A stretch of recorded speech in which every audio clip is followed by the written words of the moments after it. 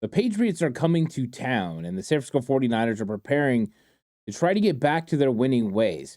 We're going to take a first look at 49ers versus Patriots, how this matchup starts to shake out, and what the 49ers need to do to get off the snide, a two-game losing streak, not good. Can they get back to their winning ways against the Patriots? We're going to talk about how they do that in this first look episode, 49ers versus Patriots, episode of 49ers Cutback.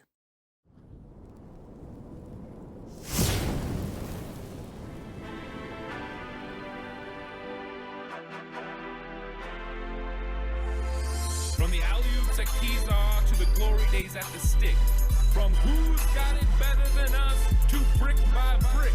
It's always the 49ers way, from off-season to game day. Yeah, we talk back.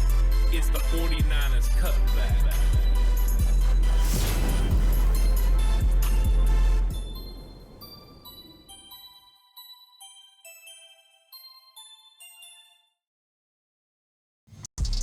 It's 49ers Cutback podcast time. Welcome to the show, everyone. Now tell me this. Does this sound familiar?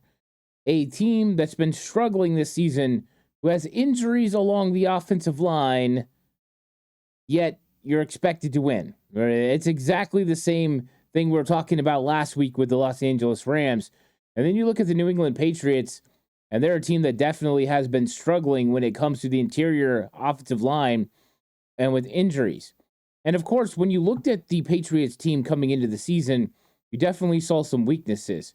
Now, Jacoby Brissett is the quarterback. That's a big, significant difference from what the 49ers faced last week against Matthew Stafford. You look at the weapons that are surrounding, and it's definitely a lot closer to what the Rams are now. Of course, Cooper Kupp, Puka Nacua, those guys are fantastic, but there's no real answers right now for the Patriots at wide receiver. But they're a young team. They've been competing. They've been playing hard. They've been putting out good performances, minus last Thursday when they played the New York Jets. The New York Jets handled business 24-3, and that's Aaron Rodgers. And 49ers have already defeated the Jets in week one. But it feels like that was a year ago, the way that the season has went so far for the 49ers over the last two games.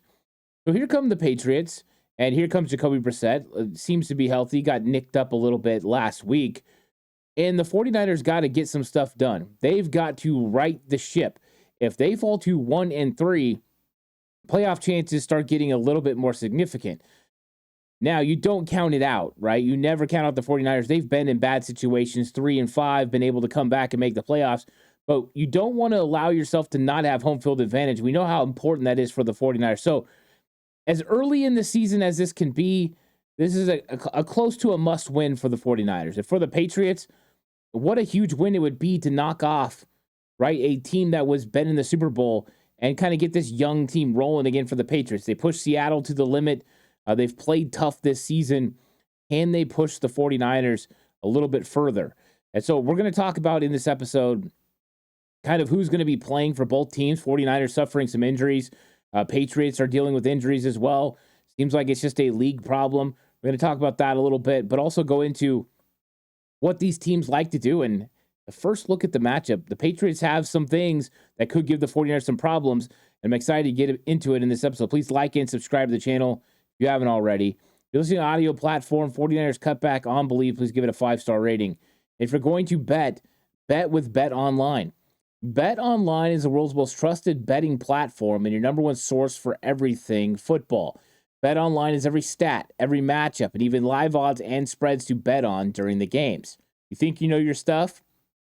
Get in on our $200,000 mega contest and pick 5 games against the spread every week for your chance at weekly prizes and a share of $200,000. When the game's over, head on over to our online casino and get in on a game of blackjack or poker or unwind with one of our over 150 slot games. Head to the website today to get in on the action. Bet Online. The game starts here. And I'm ready to get in on the action too, because when you look at this, I mean, that 49ers versus Rams game, it was just frustrating as all get out. Watching it back on the All-22, it got worse. And if you like All-22 breakdowns, go over to Patreon, check it out. First half offense, first half defense available on Patreon for you to check out if you like breakdowns. Go do that. There's also standalone shows as well if you're just interested in extra content. that is available. But you've got some frustrating moments where it's lack of execution, some critical mistakes by coaching staff, especially special teams, that put you in a bad situation. And you've got a team coming into town in New England that you should have a distinct advantage over. You have the talent advantage, you have the coaching advantage. I mean, they're just inexperienced in the coaching staff for New England. You've got an opportunity here to get a big win, and you need it. You even yourself out at 2-2, and you feel a lot better about where this season is progressing as a 49ers football team. You got a divisional loss. You've got to be able to overcome that, but you can't do that right now. Right the ship, get a win against New England, and prepare for Arizona. But you're also in a unique situation where you can't take anyone lightly. Last week was a pure indication of that. And I don't know if the 49ers took the Rams lightly. I'm just saying the Rams look like they were dead in the water. They look like they were on the doorstep of 0-3, a huge divisional loss, a 2 weeks in a row divisional losses, one to Arizona, one to the Niners. It was going to be really hard for them to turn around this season and make the playoffs, to now being right in the mix and having the same record as the 49ers. Plus, the 49ers can't lose track of the Seattle Seahawks, who right now are undefeated and have beat these Patriots. So it is a big game for the 49ers. And they suffered a huge hit. Javon Hargrave is injured. They're going to have to replace their best defensive tackle on the interior. This guy generates more double teams against him than anybody else on the 49ers, and it wasn't close. And now they're going to have to probably elevate Jordan Elliott to the starting role. He's been a nice rotational piece. He started a lot of games last year for Cleveland. So the 49ers defensive line and interior defensive line is going to be Jordan Elliott and Malik Collins. Now, here's where it gets interesting. Jordan Elliott is not as good a pass rusher as you were getting from Hargrave and Collins. And, of course, Collins wasn't as good as Hargrave. Hargrave, one of the best in the business when it comes to rushing the passer from the inside. So now the 49ers got to manufacture pressure on obvious pass downs. Will they go now with the more ardent key role with Yetur Gross-Matos coming in on obvious pass downs? I think this could be the first week we see it. We haven't seen it yet. Of course, Gross-Matos dealing with injuries in week 1. Now he's going to be probably capable of playing. So I expect that to be the case. And why do I expect that to be the case? Well, you look at the Patriots offensive line, they are just struggling with injuries right now. I feel for them. It's never a good situation to be in. And you thought the Rams were bad. It's bad when it comes to New England as well. Of course, Cole Strange is on the PUP list, so he's not going to be able to help this football team. Then they have injuries to left guard, Sidney So. He's out. They've got an injury to his backup, Michael Jordan. We'll see what happens there. He did go out to practice, so maybe he will be available. Sidney So was getting some time in on the exercise bike on Monday, so maybe they're able to go. But then you got Vidarian Lowe, the left tackle. He's injured. And Caden Wallace has been playing in his position. And then Caden Wallace was nicked up a little bit. Injuries. And that's not including that they've got a young rookie starting at right guard in Layden Robinson. So they have just been marred by injury when it comes to the offensive line. So even though the 49ers have suffered a defensive line injury to Javon Hargrave, there can be no excuses this week where you've got a team that's been ravaged by injuries when you're looking at the New England Patriots. So 49ers, they know what they got to do. Elliott's got to step in. And then what will they do as far as personnel and obvious pass downs? I expect Jordan Elliott to get some pass rushing reps. I expect Kevin Givens to get some of those pass rushing reps. And we'll see. It's likely the 49ers elevate T.Y. McGill from the practice squad. Maybe they'll sign him to the active roster. Maybe they'll look outside the organization. Not sure yet. But as of time of recording, nothing has been done. And the 49ers are in no rush to get anything done. They've got potential answers inside the building on the practice squad with Evan Anderson, with T.Y. McGill. And it all depends on what you're looking to stop. And we'll talk about those guys in a second. So the 49ers definitely got the capabilities to put pressure on Jacoby Brissett when he's in the pocket. Now, the question will be how much pressure can Jordan Elliott cause? That I don't know. He's definitely not as athletic as Hargrave or Malik Collins, so those are going to be interesting. And now how many double teams are going to be shifted towards Malik Collins?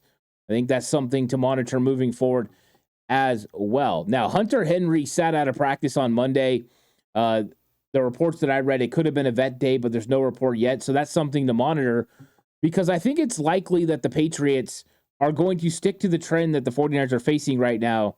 And they're going to see 12 personnel sets, which is one running back and two tight ends.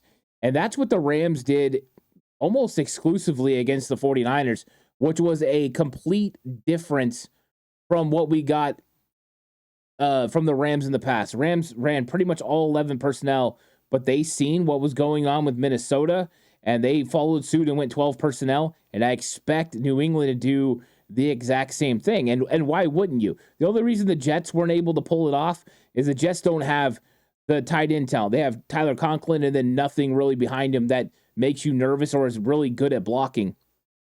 That's different with the Patriots. The Patriots are talented at tight end. I brought up Hunter Henry. He's fantastic. They also got Austin Hooper.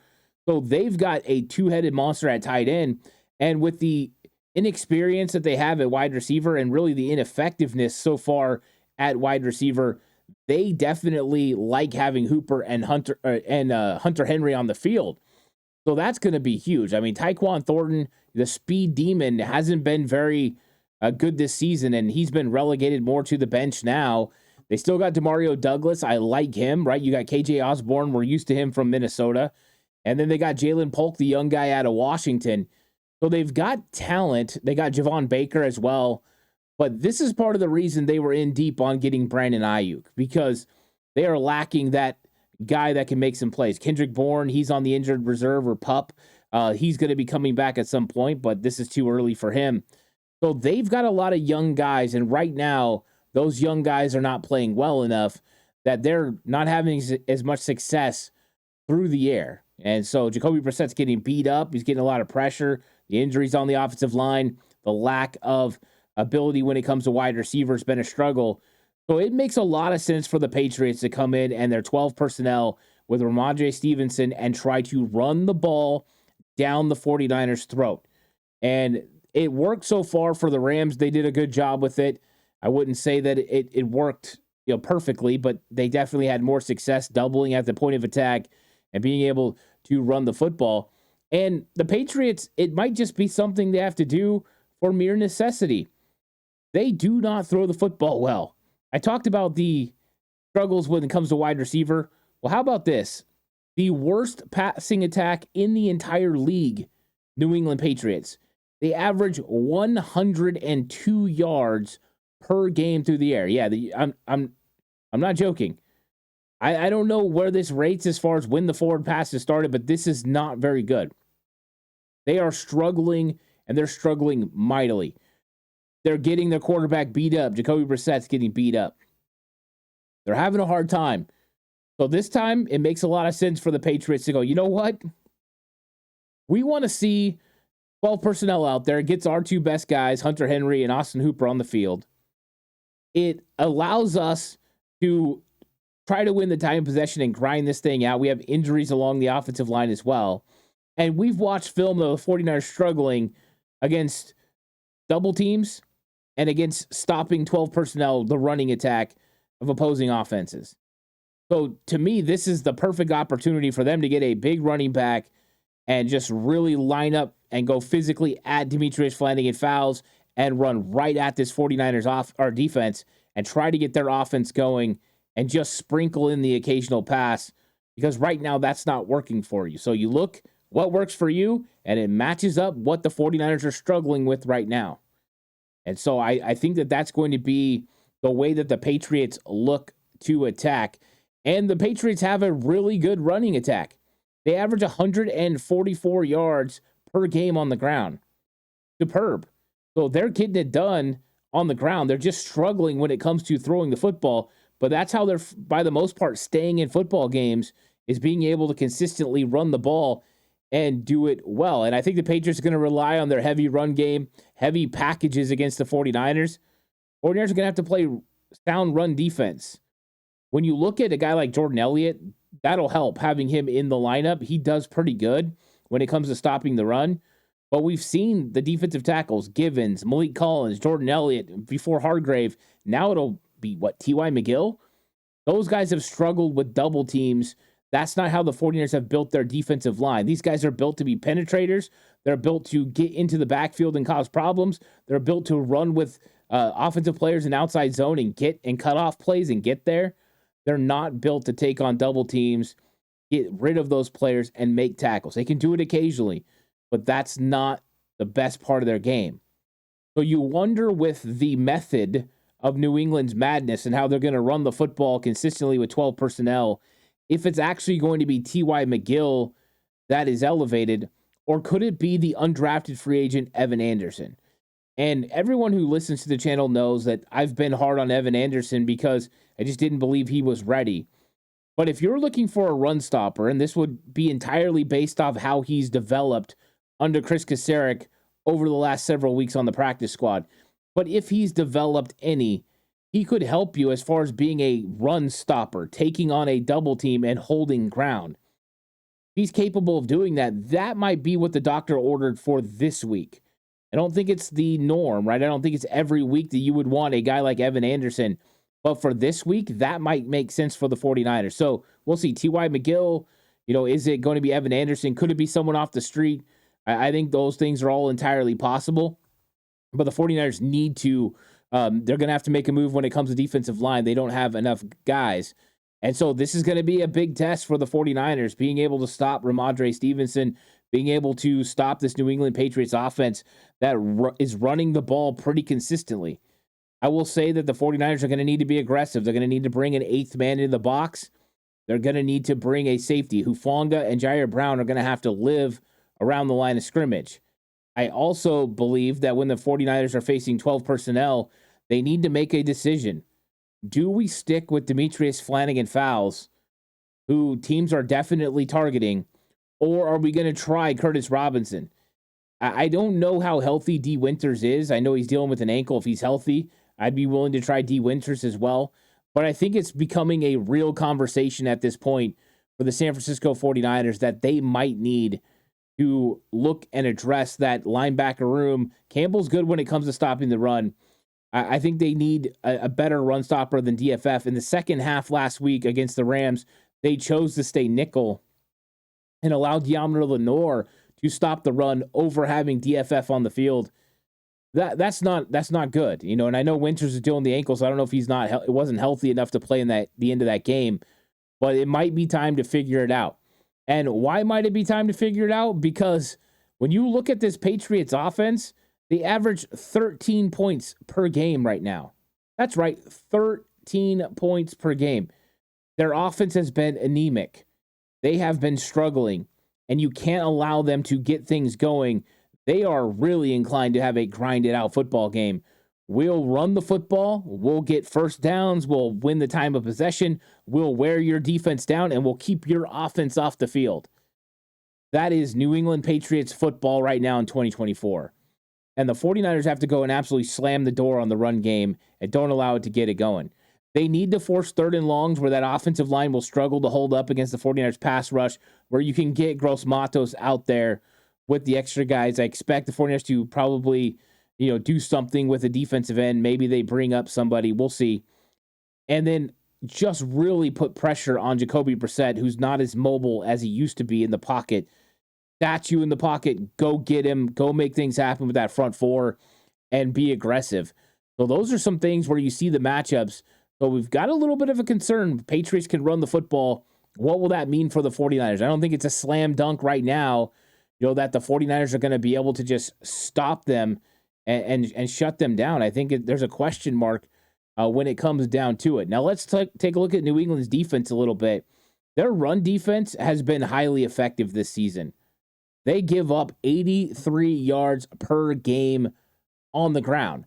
I mean, when you're talking about how they play their base 3-4 defense, they have guys that are in there and they're playing tough. Anthony Jennings was dealing with a little bit of an injury this week, so we'll see how he gets it going. But when you look at the talent that they have along this defense, it's pretty good. They've got some guys that can bring pressure. They've got some guys that can stop the run. It's a talented group. And when it comes to linebackers, their names that you're not very familiar with, but they have been playing pretty well within this defense. So I'm very curious. And also, you look at their safety room, and it's one of the rooms that jumps off the screen because you got Jabril Peppers, and he dealt with an injury last week. He did finish the game. Jabril Peppers, we know he's a very versatile physical player. And then they also got Kyle Duggar as well. And, Duggar's another guy that's fun to watch. So they've got a interesting room there. Another thing to watch is they've had some injuries at cornerback. Last week, they had to rely on Marco Wilson a little bit. So we'll see what happens there because Alex Austin has been dealing with injuries. And so how will that play out on the field? Those are going to be huge when it comes to the 49ers being able to execute in the passing game. But the run game for the 49ers, it could be a little bit tougher this week against the New England Patriots. Last week, they had a little bit of struggles getting Jordan Mason going. He did not get over the 100-yard mark, which there were opportunities for sure. If you haven't watched my Upon Further Review video, go watch that. They had plenty of opportunities to get big yardage, and there was some ineffective blocking by 49ers, whether that was offensive linemen at times, tight ends. It just, they couldn't put it all together to have the execution when it came to the running game that they like. But there's going to be opportunities for Brock Purdy and this 49ers passing game. The pass defense is just not that great when you look at New England. They're giving up over 244 yards through the air per game. And you've got an opportunity with Jawan Jennings and Brandon Ayuk and others to make some plays. I think the 49ers got to ask themselves some questions about Ronnie Bell and what exactly he's going to do within this 49ers passing attack after having 3 drops last week. And Brandon Ayuk had 2 drops. Jawan had just 1. Those were primarily your targets. Jordan Mason chipped in with a couple catches. Kyle Juszczyk with 1. But we don't know the status of All-Pro George Kittle. He was a scratch last week, and we don't know where that hamstring is going to be. So there's a likelihood you're without George Kittle again this week. You're without Deebo Samuel again this week. Christian McCaffrey, we know that they're going to be without him. Ricky Pearsall, he's still on the NFI. He's not going to be back until potentially next week against Arizona. So your options are really this. You stick with what you had, the 5 guys you had, and you play Ronnie Bell again. You chalk it up to Ronnie just had a bad game, and you move forward the same way you did.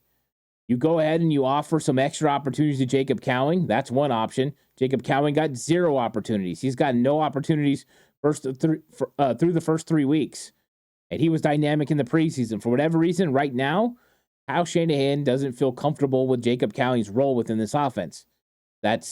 Kyle does this sometimes with rookie wide receivers. We know.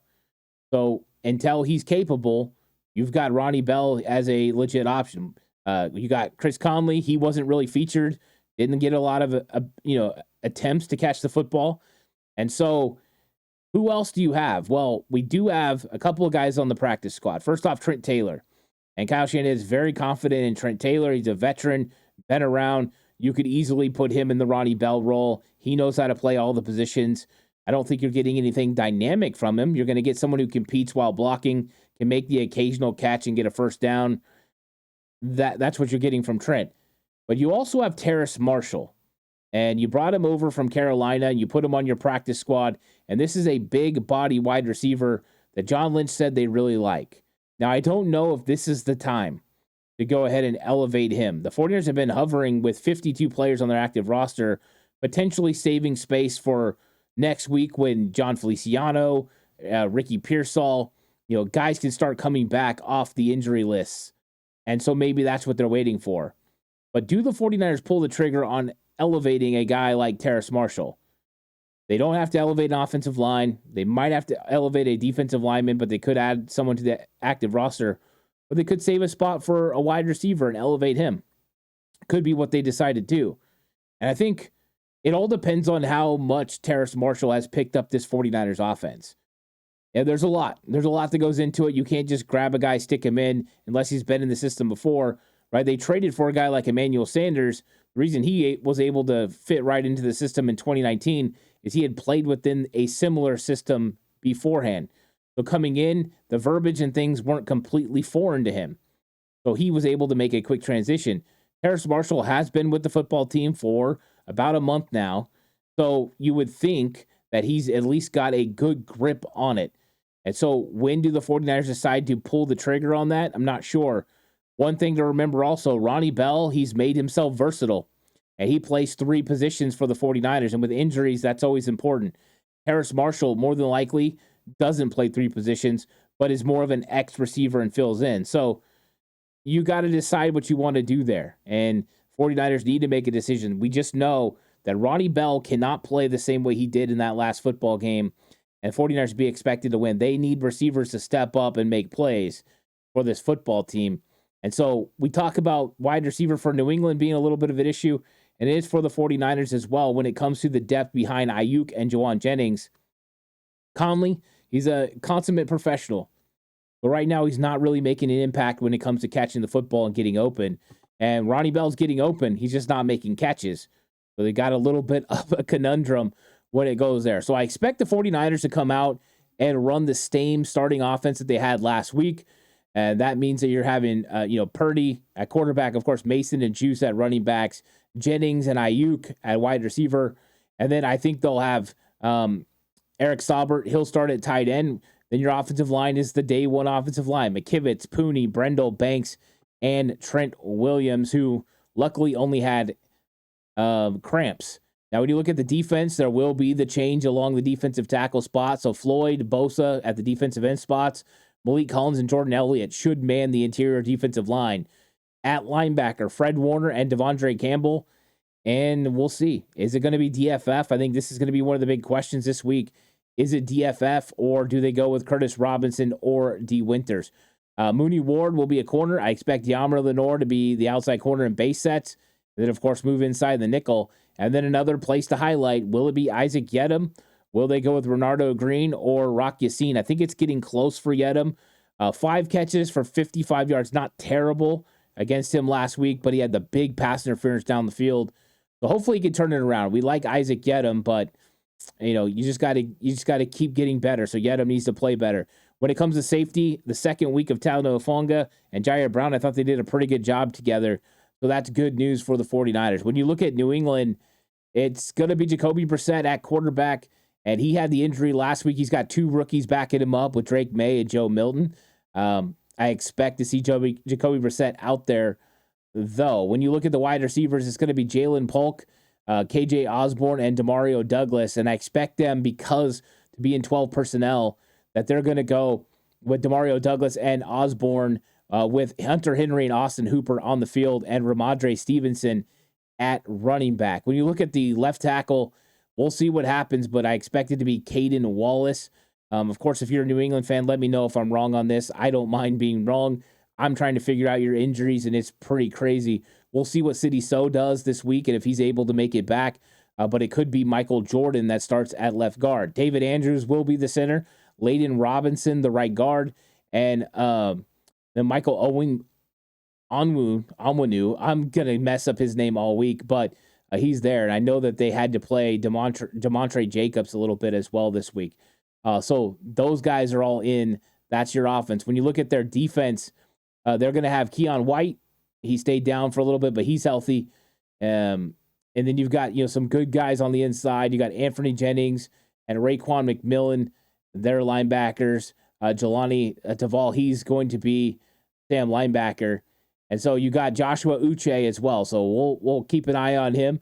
And then you look at what you're getting from the DB room. Kyle Duggar and Jabril Peppers are the ones to watch. Christian Gonzalez, of course, we know how good he is. So talented players on the back end of the Patriots team as well. Good defense. Any familiar faces? Yes. JaMychal Hasty is the kick returner for the New England Patriots. And, of course, we know that Kendrick Bourne is on the injured reserve list or PUP list. So he's going to be out. But just a couple familiar faces along the way in this. But it's going to be a fun one. It's going to come down to this as pretty simple as you can make it as far as the first look. It's going to be the Patriots 12 personnel, heavy run game against the 49ers, struggling run defense. And it's going to be the 49ers passing game led by Brock Purdy against a passing defense for New England that has some holes that can be taken advantage of. And so you're going to have a interesting matchup here. Passing attack for the 49ers against New England, run attack of New England against the 49ers. And if New England's able to get that run game going and grind this game out, they could win the time of possession and potentially have a chance to be in this game or win this game. 49ers need to shut down the run, and they need to do it early and often. And when it comes to turnovers, the Jacoby Brissett, the Patriots do a good job taking care of the football. So that's your 49ers versus Patriots first look. Of course, all through the week, more content coming your way. Red and Bold show tomorrow with Mark at 2 p.m. Pacific time. So come check that out, interact, get involved. And then when you're talking about Thursday, going to be on with John Chapman. We're going to be doing that, the coach approach. So we'll be taking the full coach look at it. So come by for the coach approach. That's 10 a.m. Pacific time on Thursday. On Friday, you got the Madden Sim. We've got the key matchups. We got the game preview show coming out on Saturday. So lots of content. Plus, the Ed Hill show is available over on Patreon. Go check that out. All the film breakdowns available over there on Patreon. So yeah, lots of content on the channel and all around the Cutback verse. I hope you guys will check it out. Please like and subscribe to the channel if you haven't already. I really appreciate it. If you're listening audio platform, 49ers Cutback on Believe, please give it a 5-star rating. This episode was brought to you by Bet Online. The game starts here. I'll catch you guys on the next one. Until then, stay safe. Remember, the right way is always the 49ers way.